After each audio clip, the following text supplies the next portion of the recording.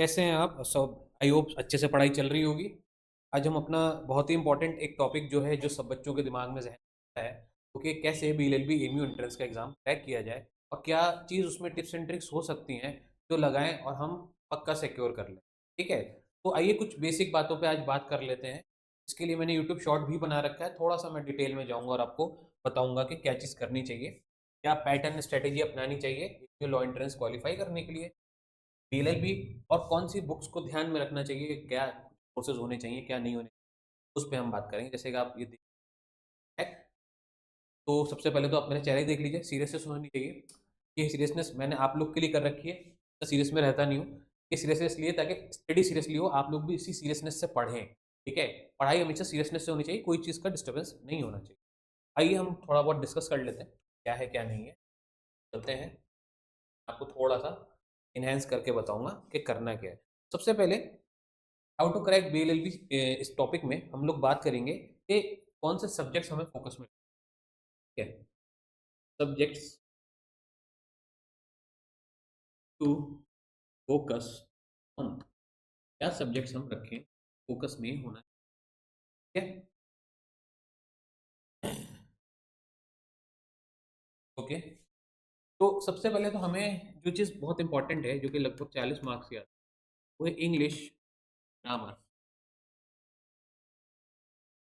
And कैबलरी। ये 40 marks की MU में आती है। आपको ये वाला पोर्शन ग्रामर का और वोकेबलरी वाला पोर्शन पढ़नी है, ठीक है। आइडियम्स, टेंसेस के बाद एजम टेंसेस, वाइस, फेज, ठीक है। ये कुछ इंपॉर्टेंट टॉपिक्स हैं, और जो और मतलब और भी बहुत सारे हैं, वो आप हमारी कोचिंग ज्वाइन करेंगे या आप हमसे जानना चाहेंगे तो कमेंट में प्लीज़ बताइए। कमेंट में आपको बाकी टॉपिक्स भी फोकस है। बाकी जो इंपॉर्टेंट इंपॉर्टेंट है वो भी बता दो आपको। सिनोनिम्स एंड एंटोनिम्स, ये चीज़ें आपको खास तौर से इंग्लिश में पढ़नी है। बाकी इसके अलावा और लगभग 14 से 15 टॉपिक, 14 से 16 लिख दिया मैंने अपने टॉपिक्स हैं, जिन्हें आपको फोकस पे रखना है। Topics to focus in English के लिए आप मुझे कमेंट करिएगा या फिर हमारा टेलीग्राम चैनल ज्वाइन करिएगा। कमेंट करने के बाद आपको लिंक शेयर कर दूंगा, उसमें आप जा करके क्या होगा, हमारा सिलेबस में आपको अपलोड कर दूंगा। इनकेस अगर आपको चाहिए तो वहाँ से फ्री ऑफ कॉस्ट ले सकते हैं, चार्जेस नहीं। ठीक है, तो हम बात करते हैं दूसरी चीज़ की, जो कि है हमारा जनरल नॉलेज, यानी कि वो वाला सेक्शन जहाँ पे बच्चे अक्सर कंफ्यूज रहते हैं। ठीक है, अगर मैं अगली बात करूँ, अगला इंपॉर्टेंट चीज़ है, ठीक है, जनरल नॉलेज। ठीक है, जनरल नॉलेज में हमारे पास जो एम यू बीएलएलबी एंट्रेंस होता है, खास तौर से करंट अफेयर्स सवाल आते हैं। और करंट अफेयर्स भी कैसे, ज़्यादातर जो होते हैं तो लीगल बेस से, जगह से पूछे, लीगल करंट अफेयर के बाद जो ट्रेंड चला है उसमें क्या है, आपकी पॉलिटी, अगेन पॉलिटी में भी कॉन्स्टिट्यूशन वाला पार्ट, ठीक है, ये आता है। और अगर मैं बात करूं उसके आगे, दूसरा क्या इंपॉर्टेंट है तो वो है हिस्ट्री। हिस्ट्री में भी ट्रेंड है, पर आपका हिस्ट्री में तीनों जो हिस्ट्री है, ठीक है, उस पर आप फोकस कर लीजिए। Ancient, medieval, ancient, medieval and modern, ठीक है। आजकल वैसे मॉडर्न का ट्रेंड चला है, पर आपको तीनों पर फोकस रखना, ठीक है। ये चीज़ें, इसके अलावा कुछ क्वेश्चंस कभी कभी इकोनॉमिक्स, साइंस एक्सेट्रा से आ जाते हैं, इकोनॉमिक साइंस एक्सेट्रा से आ जाते हैं, ठीक है। उनको आप चाहे तो इग्नोर कर सकते हैं क्योंकि ये ज़्यादा मार्क्स के नहीं आते, उनका वेटेज मिला करके अराउंड 5 मार्क्स, ठीक है। ये जो पोर्शन है जीके वाले, ये 40 का आता है, इसमें ज़्यादातर जो पोर्शन है वो यहाँ से हो, बस कहाँ रखना है, यहाँ पे रखना है। ओके, अब हम बात करते हैं कि इसके अलावा क्या। तो एक चीज़ होती है हमारे पास, ध्यान देते रहिएगा, बहुत ज़रूरी है आप लोगों के एग्जाम के लिए। आपके डाउट आज मैं सारे क्लियर कर दूँ रिगार्डिंग पेपर किस तरह का आता है और क्या आता है। जो तीसरी इंपॉर्टेंट चीज़ है वो है लीगल एप्टीट्यूड कहलाती है, जो कि लीगल एप्टीट्यूड के नाम से एमयू में नहीं आती है। तो लीगल एप्टीट्यूड इसमें मेनली दो चीज़ें होती हैं जिस पे आपको फोकस करना होता है लीगल एप्टीट्यूड के अंदर। वो दो चीज़ें क्या हैं, आपको लीगल लॉज यानी लीगल प्रिंसिपल्स पता होने चाहिए, लीगल प्रिंसिपल्स पता होने चाहिए। और साथ में आई होप आप लोग देख रहे हैं तो आप लोग गेस कर पा रहे होंगे, जो लोग जानते हैं और जो लोग नहीं जानते उनको बता दो। आपको लीगली अवेयर होना चाहिए, यानी अगर मैं बोलूँ तो लीगल अवेयरनेस का टॉपिक से सवाल है। बेसिकली ये दोनों चीज़ें क्या हैं, दोनों चीज़ें मिक्स हैं। क्या आपको जैसे लीगल मैगजीम्स पता होनी चाहिए, लॉ का बेस, ठीक है, लीगल मैगजीम्स पता होने, लीगल वर्ड्स पता होने, लीगल वर्ड्स पता होनी चाहिए, ठीक है। इस तरीके से ये जो चीज़ें हैं खास तौर से इन पे आपको फोकस रखना है।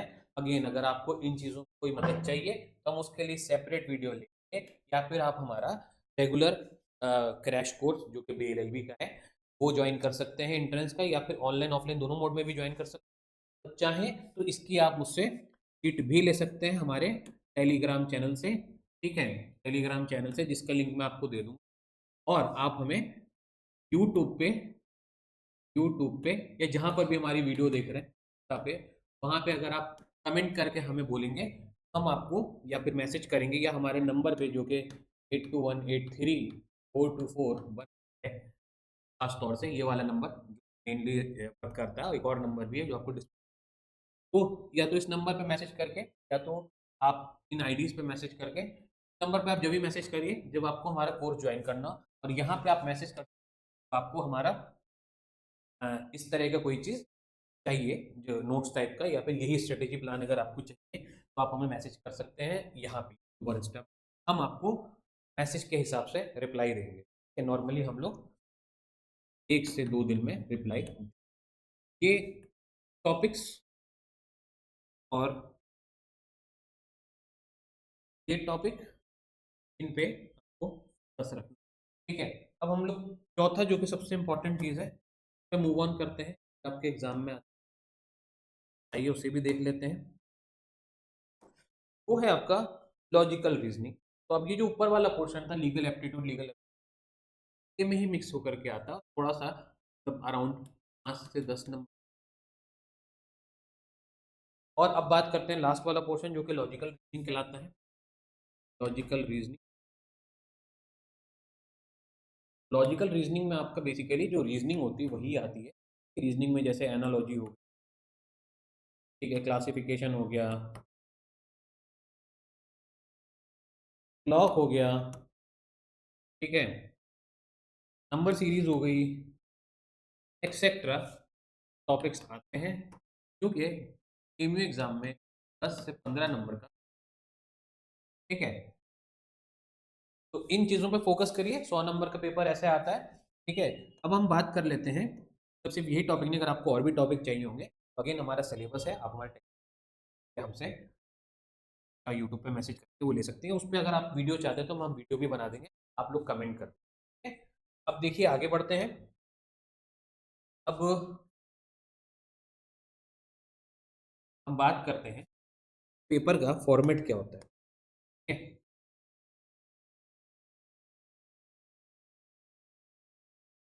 फॉर्मेट ऑफ पेपर की बात कर लेते हैं, ठीक है। MCQ होता है, ऑब्वियस सी बात है, तो बेस है कि 4 ऑप्शंस होंगे आपके पास, 4 ऑप्शंस, एक सही बाकी गलत, ठीक है, जिसको वन राइट पे टिक लगाना के बाद आपको क्या है इसमें ध्यान से लगाना होगा, क्योंकि निगेटिव मार्किंग है, तो निगेटिव मार्किंग पे आपको ध्यान रखना है, सिर्फ वही क्वेश्चन अटेम्प्ट करेंगे जो आपको आता है, जो नहीं आता उसे। उसके बाद पेपर कितने टाइम का होता है इस स्ट्रेटेजी में हम बात कर ले रहे हैं। पेपर का जो टाइम फॉर्मेट है वो है 2 आवर्स का, आपको पूरा पूरा टाइम मिलता है, ठीक है।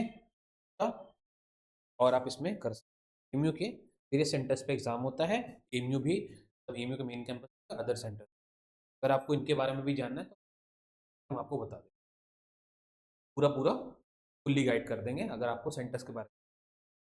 उसके बाद आइए हम बात करते हैं कि कौन से स्टडी रिसोर्सेज पे हम फोकस करें, कि कौन से स्टडी रिसोर्सेज पे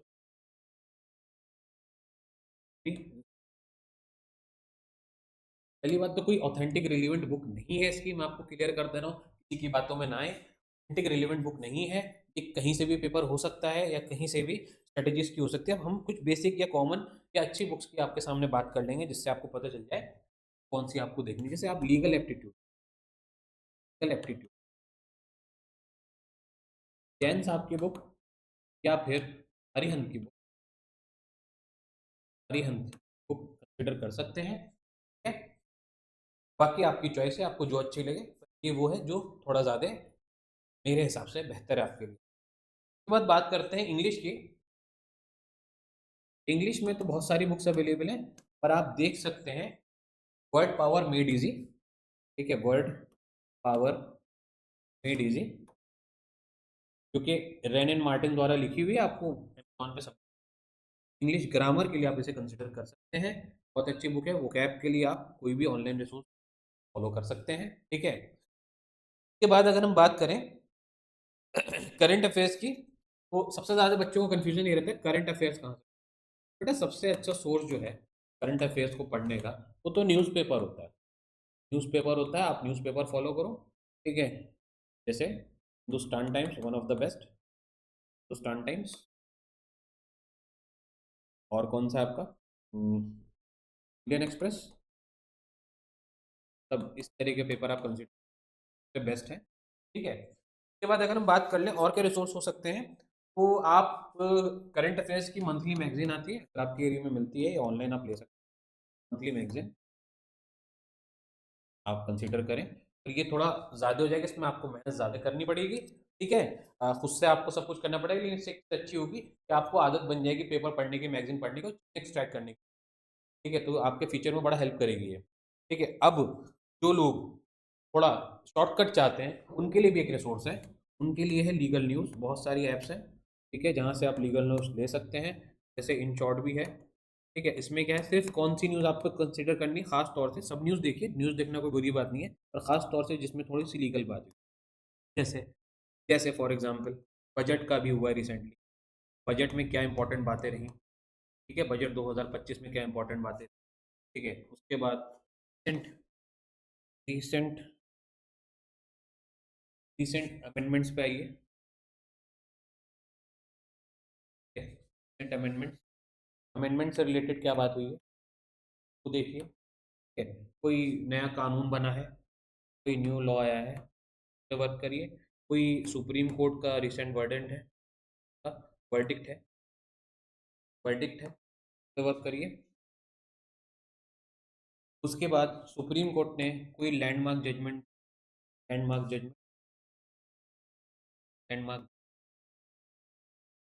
है, तो देखिए, फोकस करिए। कोई रिसेंट इंडेक्स रिलीज हुआ तो देखिए, ठीक है। कोई रिसेंट आपका स्पोर्ट्स इवेंट हुआ, स्पोर्ट रिलेटेड न्यूज़, ठीक है, तो देखिए। और अपॉइंटमेंट्स देखिए रिसेंटली जो हुए हों, खास तौर से लॉ में अपॉइंटमेंट्स एक्सेट्रा। बाकी की लिस्ट चाहिए तो अगेन आपको क्या करना, आपको पता है, हमारे नंबर पे मैसेज करना है, यूट्यूब पे, इंस्टाग्राम पे, और हमसे डिटेल आपको ले लेनी है। और अच्छे से और पढ़ना है तो आपको क्या करना है, हमें ज्वाइन कर लेना है, सिंपल सी बात है। हम लोग लॉ बेस्ड कोचिंग है, लॉ पे फोकस रखते हैं, तो लॉ की तो तैयारी हम ऐसी कराएंगे आपको, जो आपको गारंटीड कोई नहीं करा सकता है पूरे अलीगढ़ में, ठीक है, या उसके बाहर भी, ठीक है। फिलहाल अलीगढ़ की बात करते हैं। अब बात करते हैं कि और क्या रिसोर्स हो सकते हैं। सबसे अच्छा शॉर्टकट, जिसमें ना आपका दिमाग खर्च होगा, ना आपका कुछ खर्च होगा, बस थोड़े से मिनिमम पैसे खर्च होंगे, वो है लास्ट रिसोर्स, जो कि मेरे हिसाब से सब वो है, इसमें हमारी मेहनत लगेगी। इसके लिए आपको क्या करना है, एनएलसीसी क्लासेस को ज्वाइन कर लेना है, ठीक है, ऑनलाइन चाहें या ऑफ, ठीक है। और सारा हेडक किस पे छोड़ देना है, पे छोड़ देना है, ठीक है। हम आपका ये सारी तैयारी पॉइंट टू पॉइंट कराएंगे, और पैसों में के बारे में मैं आपको लास्ट में बताऊँ। अब आते हैं हम स्टडी शेड्यूल कैसा रखें आप, ठीक है, स्टडी शेड्यूल पर फोकस करते हैं थोड़ा सा, स्टडी शेड्यूल की बात भी कर लेते हैं। बेसिकली ये स्टडी शेड्यूल आप अपना बनाए तो ज़्यादा बेहतर है। मैं आपको फिलहाल अपनी तरफ से सजेस्ट कर दूँ जो हर बच्चे को ध्यान में रखना चाहिए। जैसे आप स्टडी शेड्यूल दें, अब ये वाला जो पोर्शन है वो किसी भी कोर्स का बच्चा फॉलो कर सकता है, सिर्फ बी एल एल बी वालों के लिए नहीं है, ये या कोई भी है सबको भी ये फायदा देगा। जैसे फिक्स टाइम फॉर सब्जेक्ट, हर एक सब्जेक्ट का एक फिक्स टाइम कर लीजिए। मतलब कैसे, आप करंट अफेयर्स पढ़, आप करंट अफेयर्स में 1 घंटा दीजिए, वो आपकी चॉइस है कितना घंटा देते हैं। ऐसे ही आप लीगल कुछ पढ़ रहे हैं तो उसमें 1 घंटा दीजिए, ठीक है। ऐसे ही आप रीजनिंग पढ़ रहे हैं, अपनी कैपेसिटी के हिसाब से आप उसमें 1 घंटा दीजिए। मतलब ये 1 घंटा 1 घंटा मैं अपने हिसाब, आप अपने हिसाब से टाइम डिवाइड करिए। जैसे आपको कोई चीज़ लगती है, जैसे आपको हिस्ट्री बहुत अच्छी आती है, हिस्ट्री में आप हाफ आवर दीजिए, मतलब जो चीज़ आपको अच्छी आती है उसमें कम टाइम दीजिए। मान लीजिए आपको कॉन्स्टिट्यूशन नहीं आता है, जो कि बिल्कुल नया होता है काफ़ी बच्चों के लिए, जो लोग आर्ट्स से नहीं आए होते उनके लिए, ह्यूमैनिटी से नहीं आते उनके लिए बड़ा प्रॉब्लम करता है, उसमें आप दीजिए 1.5 घंटा, 2 घंटा, 3 घंटा जो आपको देना है। तो जो ऐसे सब्जेक्ट्स हैं जहाँ पे आपको प्रॉब्लम आ रही है, जैसे करंट अफेयर्स में मान ली प्रॉब्लम आ रही है, तो यहाँ टाइम बढ़ा दिए, यहाँ 2 और दे दिए। आपको ये प्लान करना पड़ेगा। मेरे हिसाब से अगर आप रोज़ का 5 से 6 घंटा पढ़ेंगे, सभी सब्जेक्ट में देते हैं ये नॉर्मल पढ़ाई के लिए, और फिर रिवीजन कर लें किसी टाइम पे 1 से 2 घंटे, तो आपके लिए सफिशिएंट है और आपको एग्ज़ाम क्रैक करने से नहीं रोक सकता। एग्ज़ाम क्रैक करने से, ये मेरी गारंटी है, अगर आपने ये फॉलो कर लिया तो एग्ज़ाम क्रैक करने से आपको नहीं रोक सकता है, नहीं रोक सकता है, नहीं रोक सकता है।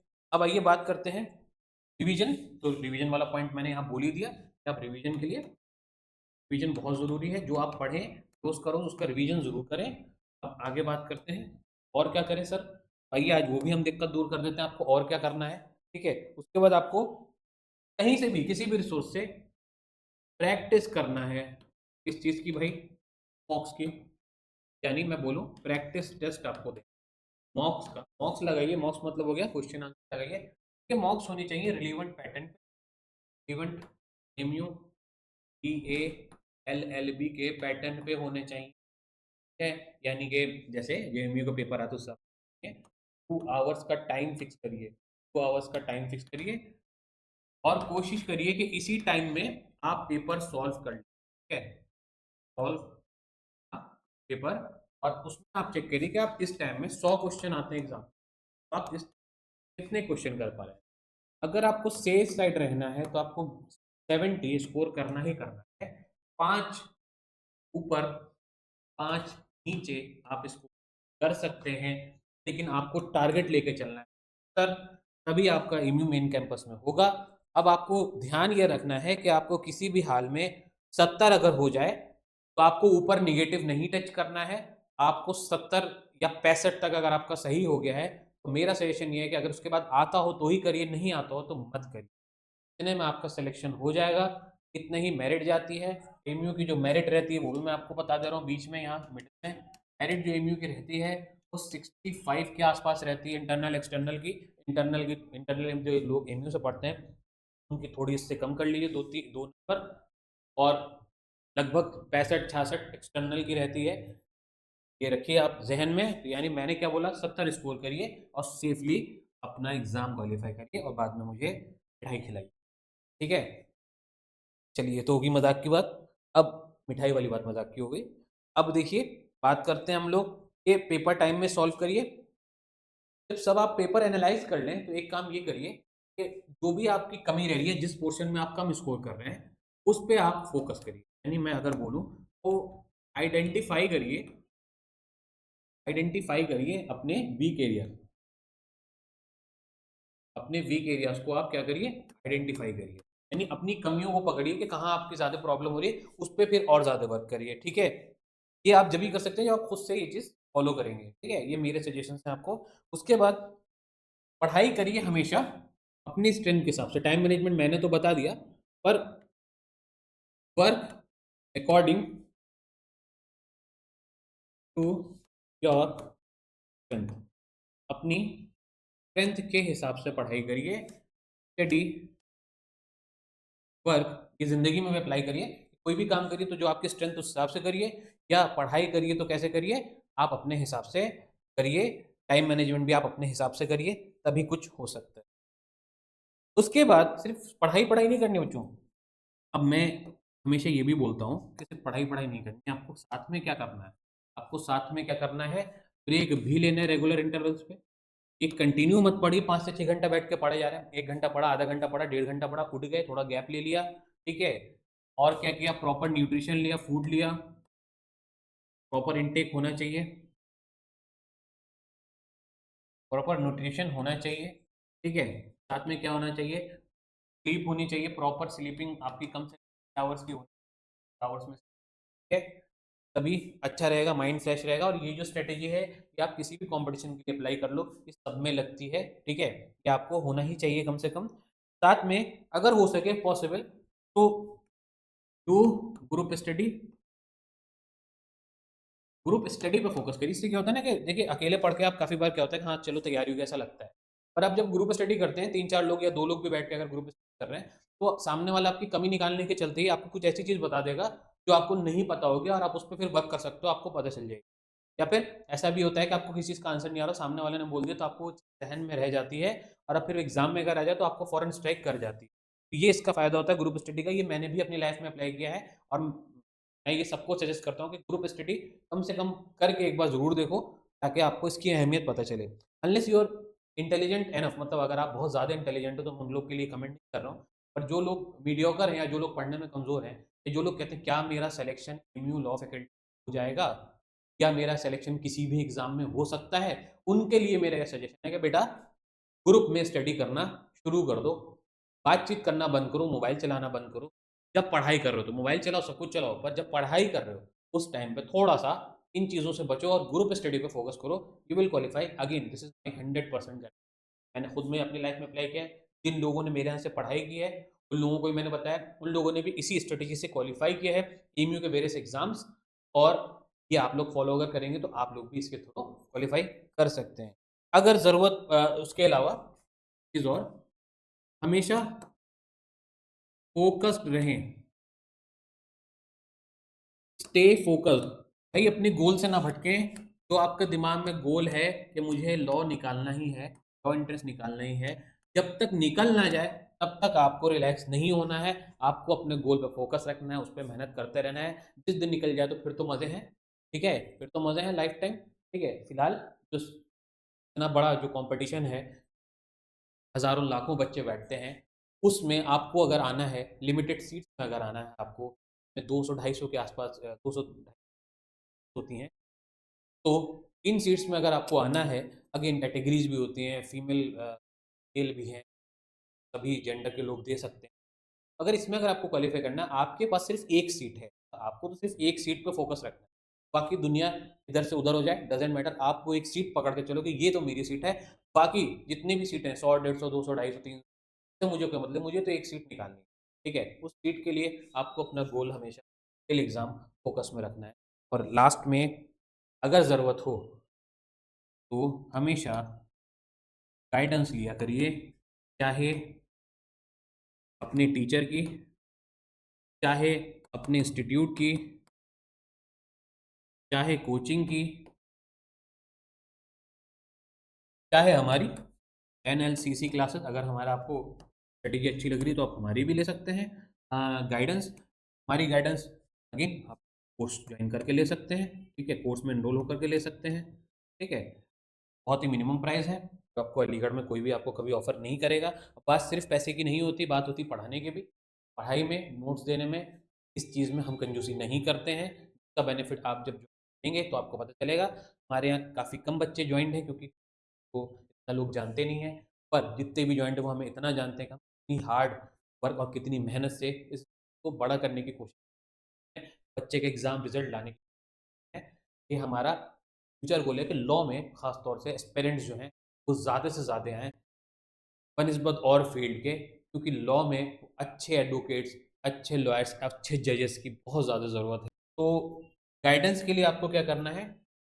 आपको अपने टीचर, इंस्टीट्यूट या कोचिंग बात करनी है और उनसे सही गाइडेंस की बात करनी है। वैसे मैं समझ मैं आपको अच्छे से गाइड पेपर से रिलेटेड कुछ कन्फ्यूज़न कर दिया है। अगर कोई चीज़ आपके दिमाग में है जो आप मुझसे क्वेश्चन करना चाहते हैं, तो आप मोस्ट वेलकम हैं, क्वेश्चन कर सकते हैं और हम आपका जवाब ज़रूर देंगे। इसके लिए आपको सिर्फ हमारा कोर्स ज्वाइन करने की ऐसे ऐसे जरूरत नहीं है गाइडेंस के लिए, लेकिन अगर आप पढ़ना भी चाहते हैं हमसे, कहेंगे कि आप एक बार हमें मौका दें और पढ़ाई करके देखें। ठीक है? ठीक है, इसके अलावा कोई भी आपकी क्वेरीज होगी तो अगली वीडियो में वो आपके क्वेश्चन ले जाएंगे और ये क्लास वो करते हैं हम लोग।